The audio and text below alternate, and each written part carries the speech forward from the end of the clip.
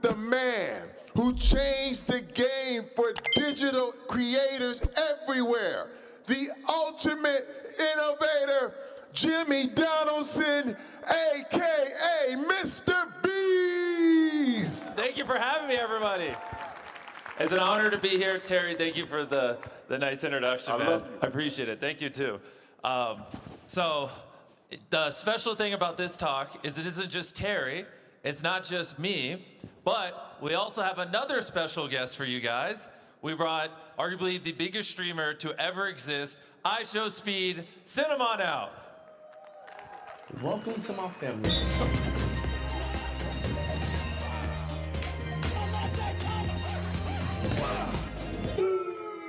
How's it going, everybody? Mr. Ronaldo, what? Mr. Ronaldo, what?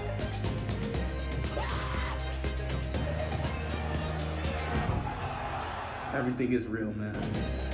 We finally in Brazil. I won the Ballon d'Or, bro. Oh my God. Love y'all boys. I love you so much. Yes. All right. Have a seat, guys, have a seat. You are looking at two of the most famous people on earth, period. These guys are kings at what they do. But let's talk about the journey, man. I mean, it's a little bit, we see where you are right now, but everybody wants to know, how did you get here? What were the things that you did just to get to this point? I'm gonna start with you, Jimmy. Yeah, well, it's like me asking you guys, how did you get where you are? Summarizing it at a high level, let me think. Basically, you know, I spent my teenage years really obsessing over what is it that makes people want to watch a piece of content? Why do certain pieces of content get hundreds of millions of views? And I just kind of studied virality and obsessed over how do I make a piece of content that people, no matter where they are in the world, they would enjoy it. And that's kind of what, at a high level, I spent a decade of my life doing. And, you know, it kind of started off with me when I was younger. I counted to 100,000. I just sat at a computer, counted for 40 hours straight. And people all around the world were like, what is this idiot doing? And then from there, as I started making money, I started giving it away, doing philanthropic things and doing these bigger and bigger spectacles. And that montage, it showed I buried myself alive for 7 days. So he dug a coffin, put it 10 feet underground, buried me alive for a week. And we just kept doing cooler pieces of content where no matter where you are, if you're, you know, in Asia or America or the Middle East, you know, someone burying themselves alive or someone ordering some food on a delivery app and then tipping the person $1 million. That's content that you find entertaining. And so just really obsessed over how to make global entertaining spectacles that people would enjoy. And yeah, I've been doing that since I was 11 years old. I'm 17 now, and here we are. And then also Speed, I mean, he has an equally crazy story. I mean, this guy can't go anywhere without a horde of people following him. Yeah, me and Beast kind of started way, like, we do the same thing, but it's not the same thing. But I'm over here, he's completely over there. Yeah, but the same lane, kind of. But I started when I was 15, young. I always just loved streaming. I always was in love with streaming, content creation. Grew up watching MrBeast. He was an inspiration of mine when I was a kid. I'm 20 now. But as a 15-year-old kid, you know, I was always obsessed with streaming. And I always had this character to me, these tweaks. I was always athletic. I was funny, that and third. So I started streaming. Once I started streaming, you know, I felt like what I always kept something like towards me, I always like kept the authenticity.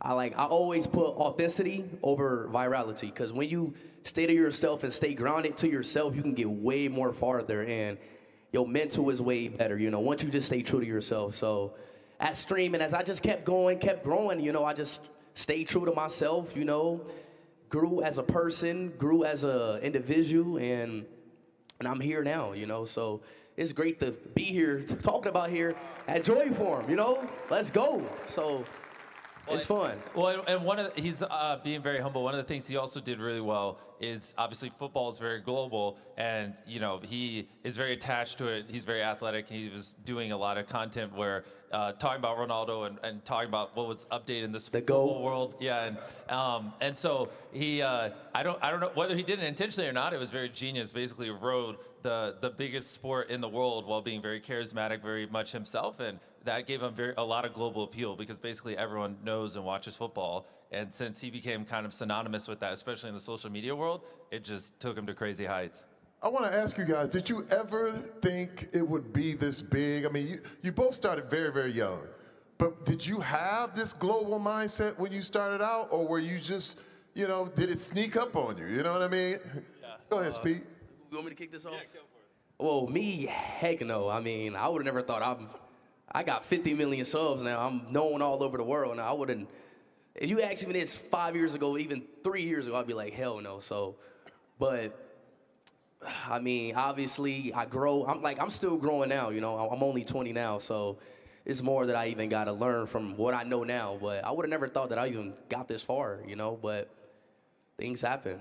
How about you, Jimmy? Yeah, well, that's what's fun is I was in a similar boat as him. I started blowing up in my late teenage years, and so it's funny seeing him because he's still 20. I remember back when I was 20 years old, and so I just have more years on the table than he does. But yeah, when I started when I was 11, I was just like, oh, I want to be able to provide for my mom. Like that would make me elated. Yeah. Now I have like 500 employees, and we're scaling rapidly, and it's definitely crazier than I ever could have imagined. And but the crazy thing is, it's just social media platforms are just growing year over year, and as they get bigger, so do our audiences because we're the largest creators, and so it's pretty wild. Like, if you think about it, 20 years ago, there wasn't like a TV show that people all across the world watched. There wasn't like every country has its own TV networks and stations, and so it wasn't really possible to have this much reach where.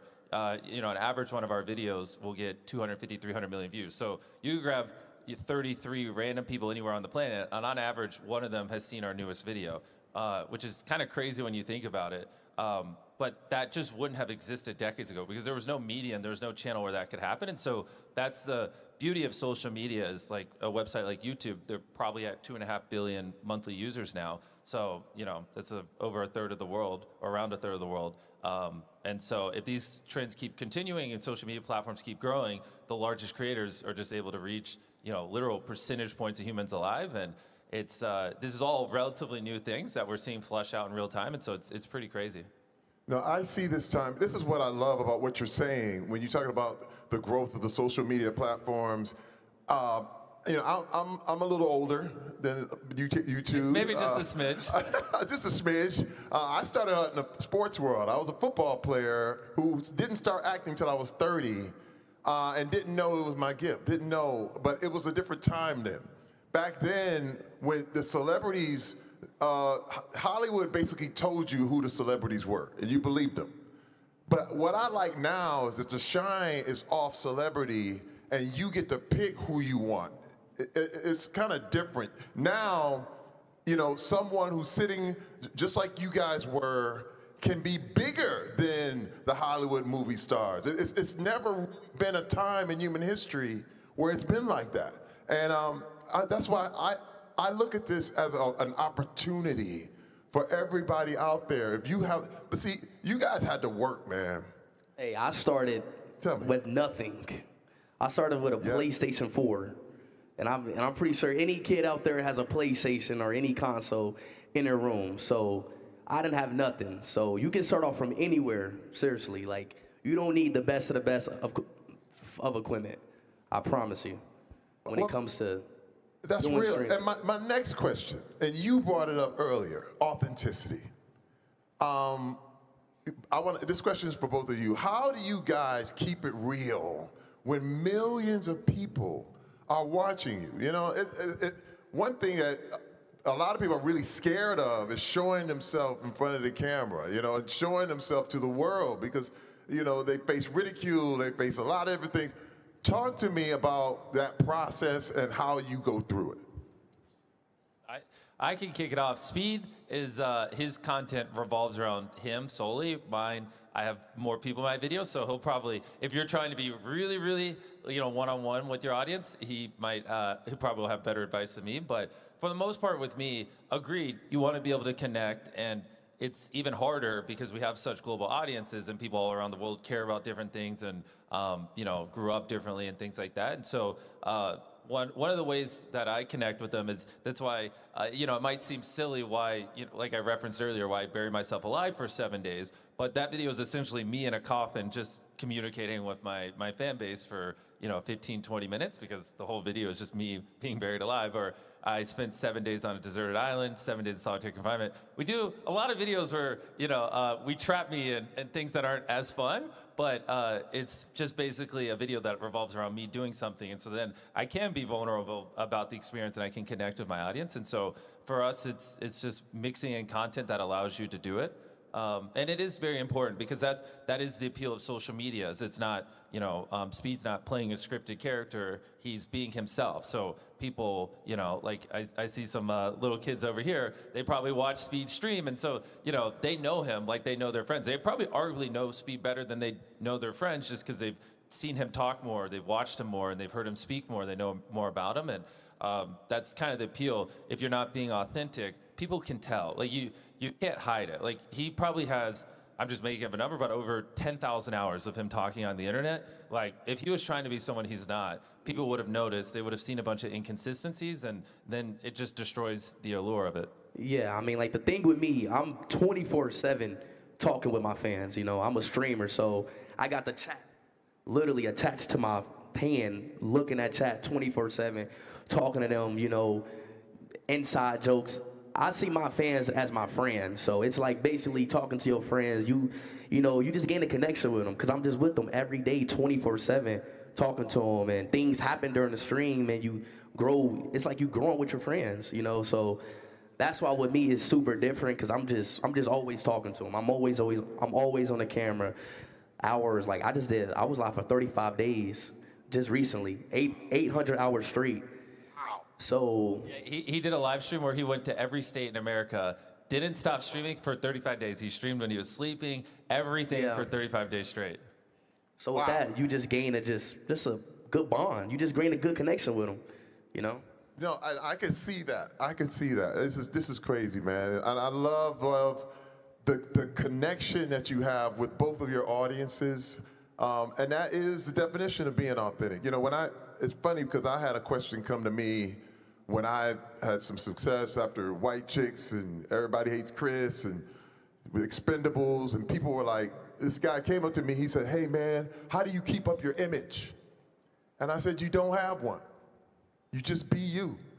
And that's the easiest way to be. And that's the next question I wanted to ask you guys is, just like I was given this question, what is your piece of advice, your top 3 pieces of advice for the next generation of streamers, of celebrities, of people who really, really want to reach that level that you guys have? 3 things. For one, I would say, obviously this might be the most cliche one, but it really means a lot, is be yourself. Like, don't try to become me. Try to become a better me, Like, don't try to chase on what I did. Do something, become better to me. Don't become like me, become better to me. So that's the first one that I say. The second one that I would say is, Beast, you help me on this one. I can jump in and help. Well, I think, yes, that in terms of making the content successful is important. In general, I know this is being broadcasted, and obviously due to our fan base, a lot of younger people are going to see it. I think in general, you should, my biggest thing has always been surround yourself with people who make you what you want to be. Obviously if you spent, the next year, a couple hours a day with me and Speed, you would naturally be infinitely more successful as a content creator. You don't have that ability, but who are the people, the people who go to your school or in your friend group that you can surround yourself with that will push you to be the version of you that, would actually be successful in that? So really, if your closest friends, don't care at all about social media or being successful in that regard, then the probability of you succeeding is infinitely lower. So I would start with who are you around? What kind of stuff are you consuming? And then when you do get into creating content, find something that you deeply enjoy because if you look at the data, the #1 most coveted job in developed societies is people want to be a YouTuber. That is just like, 20 years ago, like in the West, it was they wanted to be an astronaut or this or that. Now they just want to be a YouTuber. It's like it crushes every other job by a mile. And so many tens of millions of people are gunning for it. And the reality is, it took him years, it took me decades to make, or over a decade to make it. And if you don't love it, you're going to quit way before you even make it. So it's something that you got to fall in love with, and you got to put your all into it. You got to be very determined because there's millions of other creators that's trying to do the same thing. So if the thought of you doing it for 10 years before anyone potentially watching you, which is a real scenario for a lot of people, makes you want to vomit and scares you away, then it's probably not for you. But if you hear that and you go, well, I love doing it, and this is what I'm deeply passionate about, and in my case, when I was 11, I was like, I'm going to become a YouTuber or I'm going to die trying. Those are the only two outcomes.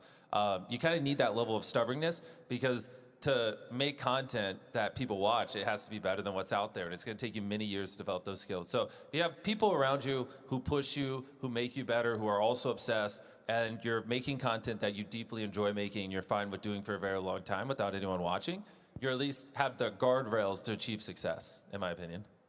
Wow, this is good. Was that 2? Or we got one more left? His third one, we'll make his the third one. We got one more piece of advice left. All right, let's get one more out of Speed. Okay, one more I would say is, you kind of just pushed all the buttons. It's good.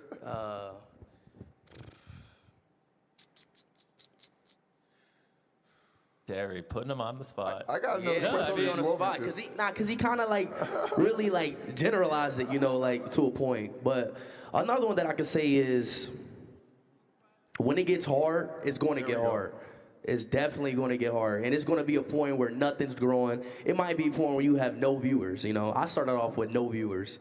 So when you get to that point, that wall, like that wall breaker, it happens to everybody, every creator out there who wants to do this. You just got to push through that, try something new, and keep going. You got to find a new lane. So I started off with 0 viewers, 1 viewer, but I kept going. So, to allude to the point that you just brought up about it being hard, one thing I'm gonna ask this question because it's not on the list, but the thing about social media is that it can be unforgiving. And what I mean is the comments. Everybody, you see the comments, you hear the comments.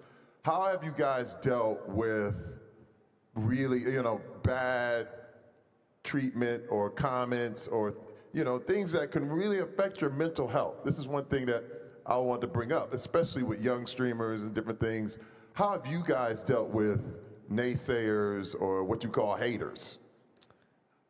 I mean, it got to me to a point early in my career. I wasn't used to it, but at the end of the day, you're on the internet, and people are going to say whatever they want about you. People are going to say whatever. They can say whatever about you because you put yourself on the internet. You put yourself in them shoes. But as growing on the internet and streaming for the past 5 years, I gotten better at it. But I just tuned to realize that people are gonna whatever. You can do the best thing in the world, and somebody will still nitpick or say anything bad about that. So what I just started to realize is just you just got to keep going. You can't listen to it. It don't.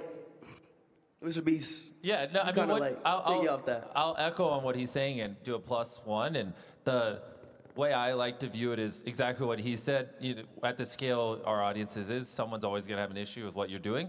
And so it's more percentage game, right? Like if he does a live stream, 5 million people watch it. If there's only 100 negative comments and there's 10,000 positive ones, then you did something right. Very few things in the world can you get 99% of people to agree on, and so it's just looking because that's where a lot of people run into issues. Is they'll read 20, 30 comments, they'll see 2 or 3 negative ones, and then won't zoom out and look at the macro and realize it's just a very small percentage. And so best case scenario, which is easier said than done, and even I relapse, is just to not, get emotional when reading it and just look at comments as objective feedback. And, if majority of them are like, this is awesome, then you're good. If, 10, 20% roughly are saying something like, oh, I didn't like this, or I didn't think this was creative enough, ideally you can just turn off your emotion and just internalize it and be like, okay, like, why do the fans feel that way, and then apply it. Easier said than done, but that mental toughness, I think, helps a lot. And just making sure you're in the right frame of mind when you're scrolling it, and make it a little more objective and less emotional, if that makes sense. That is perfect. And I want to add something to that. Both of those answers were perfect. I'll never forget the first time, I started really getting into my comments. And I saw one, it's like, hey, Terry, you stink. I was like, I'm Mr. Old Spice. So I was saying, what and are then you he did an talking Old about? Spice commercial. It's like, but then... Wait, actually, on that, can you still do the peck thing from the Old Spice commercial? That's how I opened the show. I gotta learn that one. Wait, how many You of gotta teach me that. I know, I will. How many of Put your hands together and just squeeze them together like this. Look at that. It's moving. They're moving. Just squeeze your hands together. There. This is the riveting stuff they came here for. The tutorial. But no, I'm gonna tell you what tutorial. happened. When I responded to this guy who said you stink, and what was happening is I was getting all into him, and it's what you said. It's like you can't put the attention on the negativity.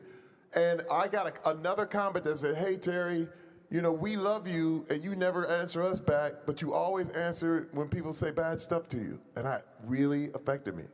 And I realized that. Yeah. I was like, I said, now I have to respond to people who like me and really do what I do for them, and that changed my whole frame of mind. It made my experience on the internet a lot better. So that's just me right there. I have another question for you guys. Man, everything is changing so fast.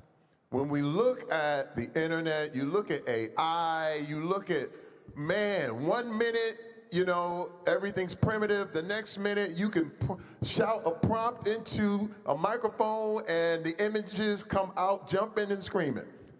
How are you ready for the new changes? How are you going to reinvent yourself? Talk to me a little bit about the future of this game.